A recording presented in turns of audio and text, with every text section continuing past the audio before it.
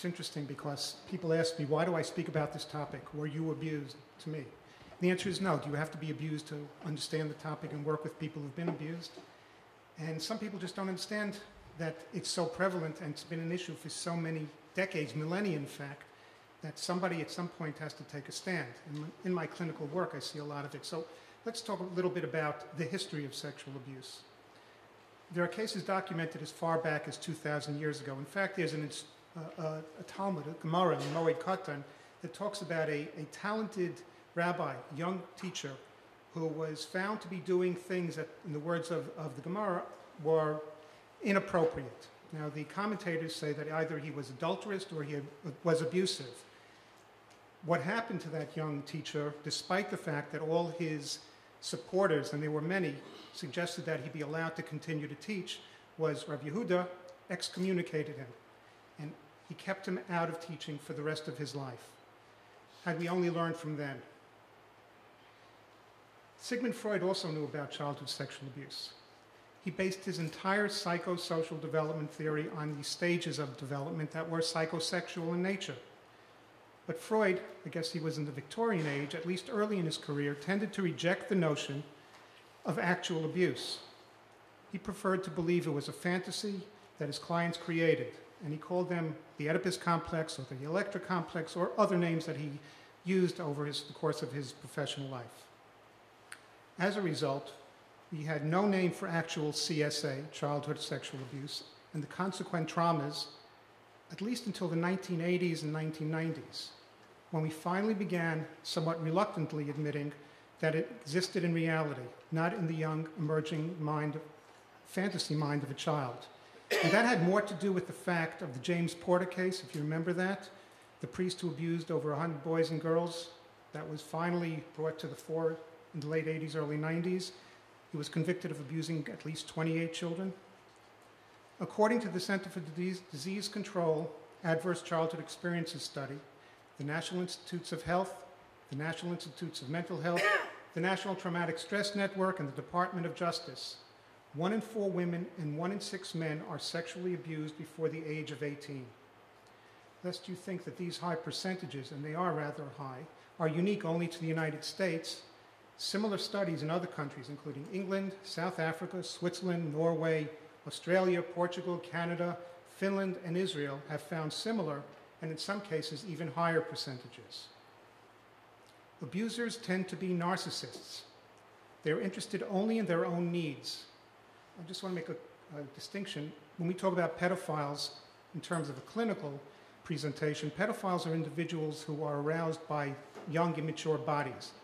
Pedophiles are not necessarily abusers. When we talk about abusers, we talk about pedophile abusers or pedophile molesters. Abusers are socially flawed, but they nevertheless are charismatic and determined. They choose their victims, they charm them, they use their alleged love for them and groom them. They overwhelm them, they overpower them to the point where they have turned them into a type of sex slave. Victims believe that they must give their abuser whatever the abuser wants and must never say anything to anyone out of overwhelming fear, misplaced loyalty, and shame. Abusers include neighbors, friends, teachers, coaches, and in cases of incest, parents, siblings, uncles, and cousins. In fact, incest accounts for about 44% of all CSA cases that are reported. 90% of CSA victims know their abuser. I just had a case referred to me about 2 weeks ago. Recent divorce. There are several children involved. To make it brief and without giving any specific information, the daughter, who was in her early teens, was complaining about stomach aches for several weeks. Mother came home from work one day and found its daughter writhing on the floor in terrible pain. She took her to the emergency room. In the emergency room, the daughter asked the mother to step outside. And the doctor came out a minute or so later and asked the mother for permission to run some blood tests to check for sexually transmitted infections. The tests came back positive. The daughter admitted it was the father. Freud was wrong. Incest exists in reality, but the topic is just so taboo that it hasn't had a system to classify it. As long as we're talking about offenders, I want to talk a little bit about recidivism rates. In my experience, and it is limited to my own experience. But in my experience, the observed recidivism rate for sex offenders is higher than what is actually reported, much higher. I'll leave those details to the police and the district attorneys or state's attorneys to flesh that out. But when a child finally comes forward and reports that they've been victimized, they should be believed. I'll talk about that more in a few moments. So what do we call this horrific outcome of sexual abuse? It's important because in healthcare, you need to actually name it in order to tame it. Suggestions have included, as Rena said, post-traumatic stress disorder, PTSD, toxic stress, chronic stress, complex trauma, developmental trauma disorder. We still can't seem to agree on a parsimonious classification. As a result, all traumas tend to get lumped together, which may mean that we are overlooking subtle but very significant details in issues specific to CSA.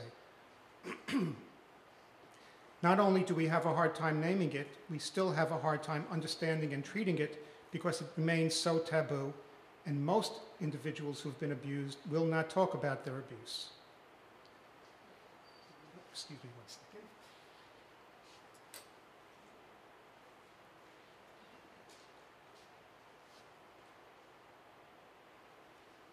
How many people get to therapy? Parents will take their children to therapy for all sorts of reasons, but usually not this reason. The shame is just so intense and the fear so great that families are overwhelmed into secrecy. I received a phone message in my office a few months back from a young man who said to me, Dr. Salamon, I want to let you know that what you told my parents was true. And what I told his parents was I suspect that he was sexually abused. And when I told him that, I never saw the child again. So the message went on to say, my parents didn't want to have to deal with it. So instead of continuing in therapy, they pulled me out of therapy and they sent me to an out-of-town school where I was abused again. Most childhood sexual maltreatment happens to younger children. That's because they're easier to groom. And the negative effects of abuse are significantly greater at younger ages. That's why events such as these are critically important. We have to diminish the shame, and you'll see diminishing the shame is one of the most important steps and makes it a therapeutic process so that we can start working with the abused individual. Even when people do get to therapy, some are so profoundly embarrassed by their abuse, having been groomed by their abuser to blame themselves and by the community, which is too often insistent on denying that it could happen, that they find it nearly impossible, hard to cope with opening up about any of the details. Victims often suffer in a helpless silence out of misplaced loyalty, fear, and shame, and they have a difficult time developing any sort of trust. Important point that I want to make. According to every data piece of information that we have, only 2% of children who come forward and say that they've been abused are lying. 98% are telling the truth. The numbers change a little bit in child custody cases. In those situations, about 8% of the children are lying. Still, 92% of the children are telling the truth. Despite the fact victims of CSA sometimes seek to recant their statements, the overwhelming indication is that the majority of reports are indeed accurate. Yet, children are often discredited, particularly in our world, in the Jewish world, sometimes based on the triumvirate, Chilul Hashem, Lashon Hara, and Mesira, and also fears of not getting a good shidduch. There are several strategies offenders use to discredit children they have abused. The most common are, they're making it up. They're mixing up details. Their reports are minimized and deflected. They belittle the child's word by saying there was no evidence and blaming the investigators, teachers, or anyone else that may have been involved. I've heard the excuse several times from different people. Now, I don't necessarily treat abusers. I try to avoid that because there is no real treatment for abusers. But I've heard this excuse from the few abusers that I've spoken with that, quote, her father asked me to spend time with her because she seemed distant. But if you look at the timeline, the girl didn't seem distant until she had been abused by this individual. All of these excuses and more are used as the reason not to come forward, so as not to falsely blame an innocent person. And of course, we hear defenders of abusers say, well, he doesn't look like an abuser. Tell me, what does an abuser look like? Many people who eventually get to therapy will tell me a variety of reasons why they come, but when I ask about a possible history of abuse, they're often quick to deny, despite the fact that CSA is so common. I'm regularly surprised by the extremes people go through to deny their sexual abuse and the interesting ways they ultimately reveal that there was abuse. When they do finally admit, they often do so in a dissociative state. It's as if a portion of their personality has been divided because they are so, well, we call it soul murder. CSA is a form of soul murder. So a portion of their body just can't handle the reality of what happened to them. So they dissociate when they start the process of admitting. So what does bring people to therapy? Emotional dysregulation, anything from a mood disorder, a type of dysthymia, which is low-grade chronic type of depression, to bipolar disorders, dissociative identity disorders, anxiety disorders. Cognitive scientists have found that we think and we emote not just with our brains, but our bodies. So other disorders that we see as a result of CSA include cardiac disorders, gastrointestinal disorders of unknown origin, irritable bowel syndrome, for example. Even asthma. Recent studies showed that in children with asthma, there's a greater likelihood that the child has been abused in one form or another. We also see impulse control disorders, drug and alcohol use, and addictive disorders. John Krakauer wrote an interesting book called Into the Wild, in which he wrote about individuals struggling to recover from their sexual abuse. He said, quote, "She gobbled Adderall to stay awake and alcohol to fall asleep. It was an unconscious attempt to annihilate herself." I'd add, based on my clinical work and the people I've seen, that it's also an unconscious attempt to forget the abuse and self-medicate away pain.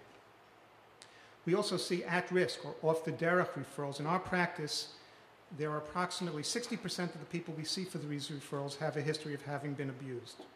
We see self-harm. We see, and this is interesting, impaired academic functioning, reading difficulties, lower grade point averages, and decreased high school graduation rates.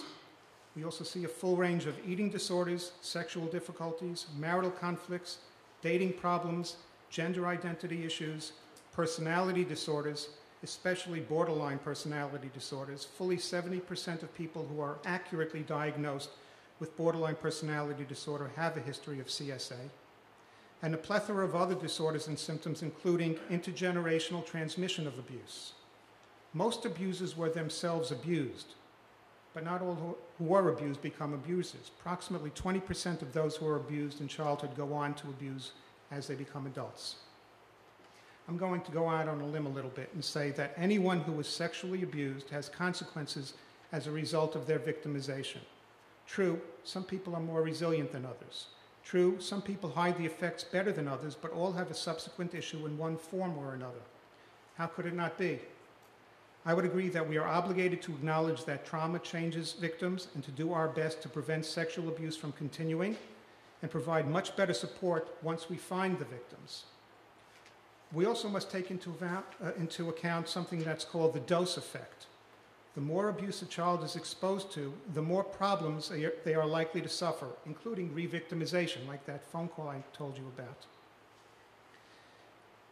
Childhood abuse of any kind, but especially repetitive CSA, has a more profoundly negative impact on a child's future health and well-being. There are also demonstrable neurological brain changes that are associated with abuse. There have been numerous studies at this point that strongly indicate that there are frontal and prefrontal lobe changes. White matter changes have also been detected in the brain, and certain structures deep within the brain, for example, the amygdala, the hippocampus, and the ventral striatum, which are related to processing emotions, memories, and act as switching stations for reasoning, all show size alterations, even to the minute level of changes in the cytoarchitecture of the cells. These changes cause hyperreactivity to normal stimuli and cause problems in normal empathy, problems in bonding, problems in attachment, hence the issue of trust. These are all serious and lifelong problems if not properly treated. An interesting note, much research has shown that being a member of a religious community often acts as a buffer for stress and helps to build resilience. A paper published this year by two researchers in Israel, Feinstein and Mayer, show otherwise. They report, and I quote, Abusive trauma in childhood may seriously compromise religiosity's protective role. Treatment requires treating the symptoms, but so much more, using proven treatments and interventions. Unfortunately, if you remember Danny Kaye, the comedian, entertainer, he had a line that I like a lot. He said, "Our favorite sport is jumping to conclusions." Too many people do not take the time to accurately diagnose and do not have the tools to correctly treat. They partake in the sport of jumping to conclusions. I recommend that you read a book by Ross Chayet. He's a professor at Brown University. The book is called The Witch Hunt Narrative. In it, he details 15 cases, famous cases, that were mishandled by communities and families where there was actual abuse, but due to the improper handling and parental resistance, as well as poorly trained therapists and evaluators, cases were dropped or dismissed. This is all part of an unfortunate picture of not wanting reports to be made, having children improperly evaluated and incorrectly treated. And I want to make a statement that I think is a little bit controversial but accurate. There is no beit-din, no religious court, regardless of the size or reputation, that is capable of evaluating, investigating, and rendering judgment in cases of CSA. Well-trained professionals are the only ones who can do that. So there are treatments that work for trauma disorders. They're all basically focused, and I don't know how many of you are clinicians, I know this is primarily a legal get-together, but most of the treatments are based on cognitive behavioral therapies. They include cognitive behavioral therapy, dialectical behavioral therapy, even EMDR, which is also primarily focused on cognitive behavioral therapy. But a little caveat here. About 20 years ago, a student and I, Benjamin Weiss, and I did some research into the differences between certain types of analytical, insight-oriented therapies and cognitive behavioral therapies, and we found that the core interventions are essentially the same. So if some of you are leaning towards the more insight-oriented therapies, those work too, as long as the focus is on cognitive change. Unfortunately, there are too many unlicensed people pretending to be therapists. They have limited or no training, stating that they are empathic and are therefore good therapists, but they don't work. So two interesting experiences. First, I spoke last year in Israel about the topic of proper intervention and protocols for intervening in childhood sexual abuse. And after that presentation, a woman came over to me and said to me she totally disagrees with what I said. And I asked her, great, why? She said, because I never had any training and I'm very empathic. So I asked her, have you done any outcome evaluations? And she said, not necessary, I know I'm doing a good job. Another experience was I had given a talk just a few months back, and after the talk, a person came over to me. This individual is a dean at a graduate mental health program, and they told me that they were compiling a list of individuals in the New York tri-state area who work in the Jewish community, who either had no training at all, had some brief training, or had completed training but never gone on to licensure or postgraduate training in this particular area. Close to 400 people were on that list, and they were selling themselves as specialists in trauma treatment. So let me tell you about that. From the National Institute of Mental Health, therapists who follow guidelines carefully get the best results. That's a quote. Another one, only proper treatment appears to restore normal biology and stress response systems. A stronger statement from the American Psychological Association. Supportive therapy before initiating cognitive behavioral therapy inadvertently prolongs the time to efficacious treatment. That is, sympathetic listening or empathy and supportive therapy only delay proper treatment and care and may contribute to a victim's prolonged pain. Of course, sympathy and understanding, warmth, nurturing are required. They're necessary, but they're not sufficient. A primary goal of trauma treatment is to confront the trauma, overcome the debilitating effects, and help build or strengthen resilience. That's why it's often called trauma-focused cognitive behavioral therapy. To do so requires a multifaceted approach. It requires individual therapy, it requires some often exercise, bibliotherapy, writing about your experiences or reading about other people's experiences. But it also most importantly, requires some family work, and family work requires individuals who are supportive within the family. Clearly, you can't do family work if there's an abuser within the family. In order to do any of this work, survivors need to be able to speak about their abuse, and that itself is the most important first cathartic step. The second is something we call resilience building, and that's based on some research that has in the literature been called either the family narrative or the trauma narrative. What is it? Essentially, it means that we look at our lives in the context of who we are and where we come from. And we look at what we've been through. And we look at the models that our families have given to us, the stressors they've had to deal with and how they've dealt with them. And we put together a narrative of support and strength that helps us at least take that first step to understanding that we can move forward. Today's event shows that we are growing as a community. We're at least speaking about childhood sexual abuse and the proper treatment for victims. But prevention is the best treatment. Now, some will argue that there is no way to prevent CSA, that it is part of the human condition. There's, of course, truth to that. But we can be more honest and aware and intercede sooner and with the proper intervention prevent any further abuse by the same offenders. One study reported, on average, pedophile abusers molest and abuse as many as 148 children. In interviews with offenders, in a study published in 2010, Garland and Argueta asked clergy offenders why they kept doing it. The universal response they got was, because we can get away with it. When I first started in the field and I was doing a fellowship, of course I wore a yarmulke, though everybody thought I was there only to treat people who were religious. My first referral was a young girl, roughly 10 or 11 years old, who was from a very religious family. We started to work on her issues. Ultimately, it became clear that there was some form of abuse, and so I asked her, and she was somewhat open about it. She said her school bus driver had molested her. I reported it to her parents, I reported it to my supervisor and my mentor, and I reported it to whoever else I was supposed to report it to at that point. We didn't have the same mandated reporter laws that we have now.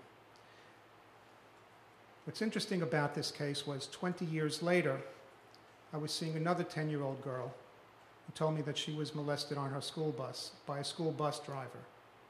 It was the same bus driver.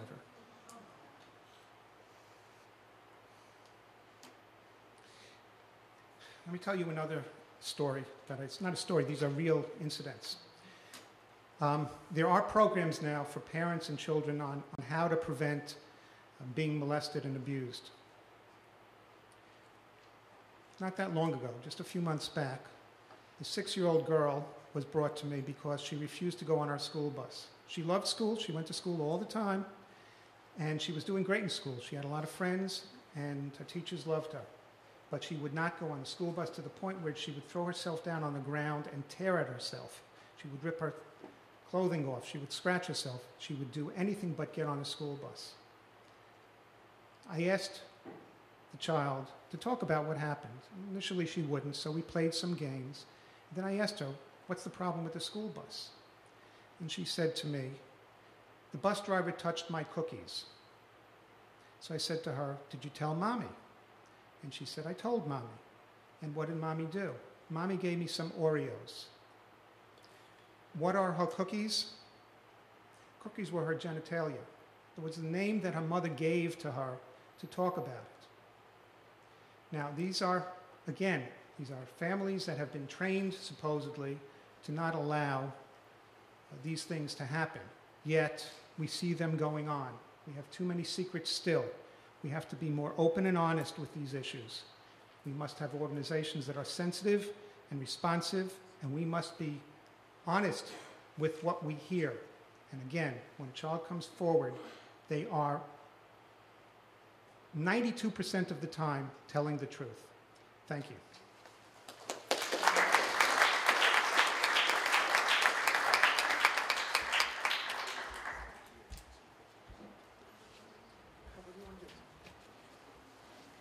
there any questions? At the end, we'll have a chance for interdisciplinary questions, but are there any questions for Dr. Salamon now?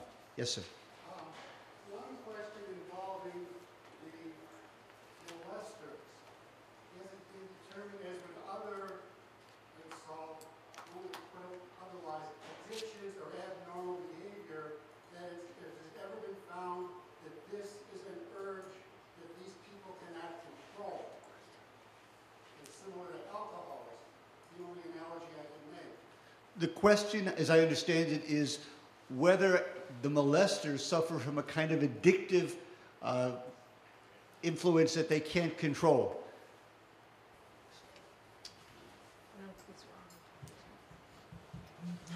There is some suggestion that that's the case, but there really is no solid evidence that it's so. I could talk to that in more detail in a clinical fashion, but you know, the problem is once a person starts, it just kind of reinforces something within them. And again, if you look at the fact that most molesters were themselves abused as children, there may be some deep-seated neurological issue that has something to do with it. But again, it's just too vague a notion at this point. We don't have enough data for me to speak conclusively on that. Thank you. Yes, ma'am. In the case of the molesting bus driver, why wasn't he arrested and removed from his job when you first found him? I wish I could answer that. I don't know. I don't know why the molesting bus driver was not arrested. I assumed at the time, and you know what happens when you assume. If you don't, I'll show you later because I don't want to do that publicly. I assumed that that would be the case. I guess I was young and naive in practice and in life at the time. And I was told by my supervisor that it was handled. Yes, ma'am.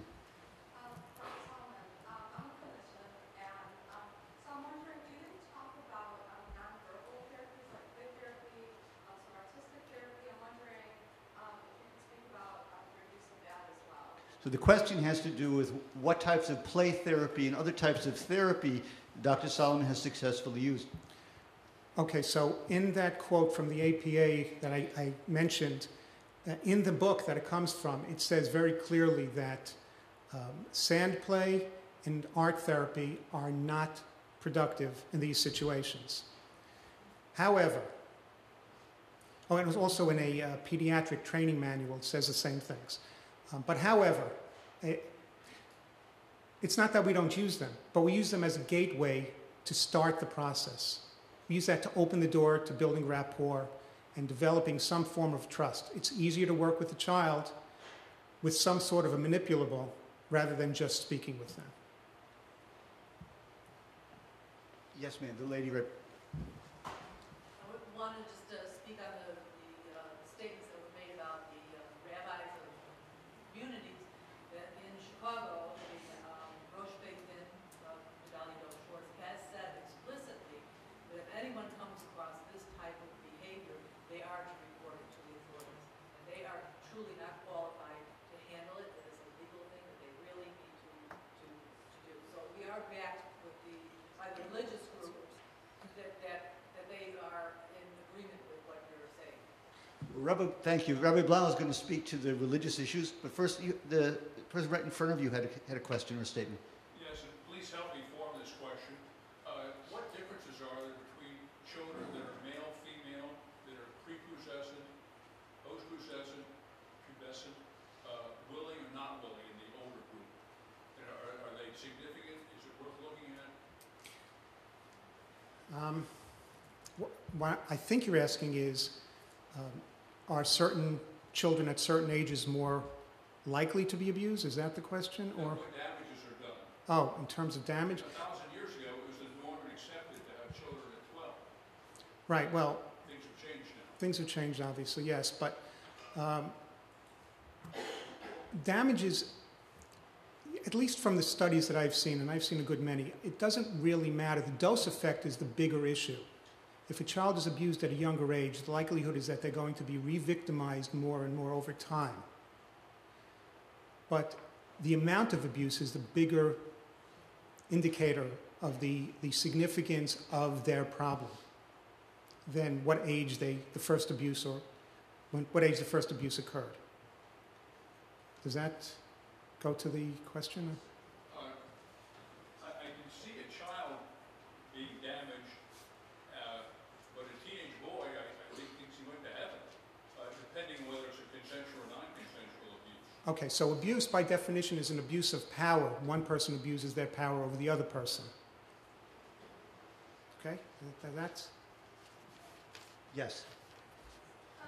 If you had said that you can't treat an abuser, so if you can't treat an abuser, what should the community at large do when they seek employment, when they come out of incarceration or treatment? We've had this issue in our community. An abuser comes out of incarceration, comes out of treatment, and then wants employment.